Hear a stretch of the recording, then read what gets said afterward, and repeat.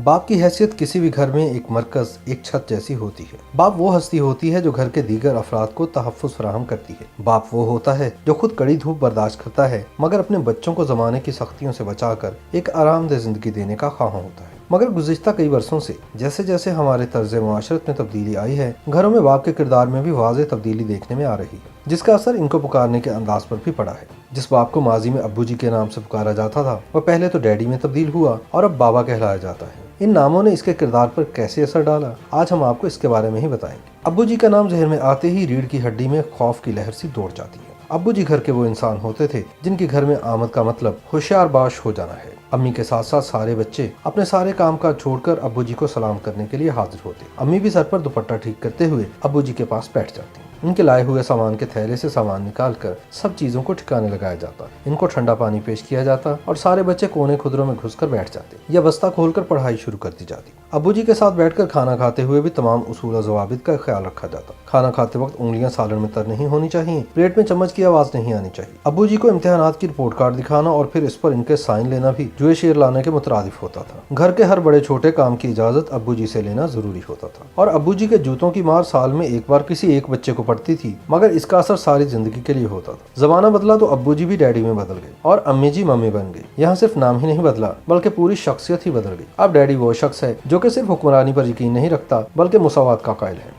Daddy घर के मामलात में एक तरफा तौर पर फैसले करने की बजाय मम्मी की राय को भी अहमियत देते थे और बच्चों के साथ भी मुशावरत के कायल थे और फैसला बाप भी मुशावरत से करते। वो औलाद के ऊपर हाकिम बनने की बजाय इनके दोस्त की हैसियत रखते थे और बराह रास्त जूता उतार कर मारने की बजाय बच्चों को अपनी सुलह सफाई का मौका भी जरूर देते थे। डैडी खाने पीने के मामले में भी नरमी का मुजाहरा करते थे और खाना पसंद न आने की सूरत में अब्बू जी की तरह प्लेट सहन में उछालने की बजाय नरमी से अपनी नापसंदीदगी का इजहार करते थे और मम्मी इनको कुछ और बना देती या वो कमी खाकर टेबल से उठ जाते थे। जमाने ने करवट ली तो डैडी बाबा में और मम्मी मामा में बदल गई। इस दौर में हकीकी मानों में मामा और बाबा की हैसियत सिर्फ औलाद की देखभाल करने वालों तक महदूद हो गई, जिनका सबसे बड़ा कसूर ये है कि उन्होंने इन बच्चों को पैदा किया है और इनका फर्ज है कि वो इनके तमाम अखराजात पूरे करें। बाबा की हैसियत अब सिर्फ एक ATM कार्ड की रह गई है, जो कि सारा दिन काम करने के बाद जब घर दाखिल होता है तो घर के तमाम अफराद इस पर एक अजीब सी नजर डालने से ज्यादा कुछ नहीं करते। यही बाबा जब खाना मांगता है तो मामा जो किसी ड्रामे में मसरूफ होती हैं बाबा को इंतजार करने का कह देती हैं कि सब्र करें, ड्रामे में वक्फा होगा तो दे देती हूँ। जबकि बच्चे मोबाइल फोन या अपनी दीगर सरगर्मियों में बदस्तूर मसरूफ रहते हैं और इनको बाबा सिर्फ उसी वक्त याद आते हैं जब इनको कोई फरमाइश करना होती है। वक्त और ज़माने की ये तब्दीली किस करवट बैठती है इस बारे में तो कुछ नहीं कहा जा सकता, मगर अपने घरों में होने वाली इन मनफी तब्दीलियों को होने से रोकने की कोशिश जरूर कर सकते हैं।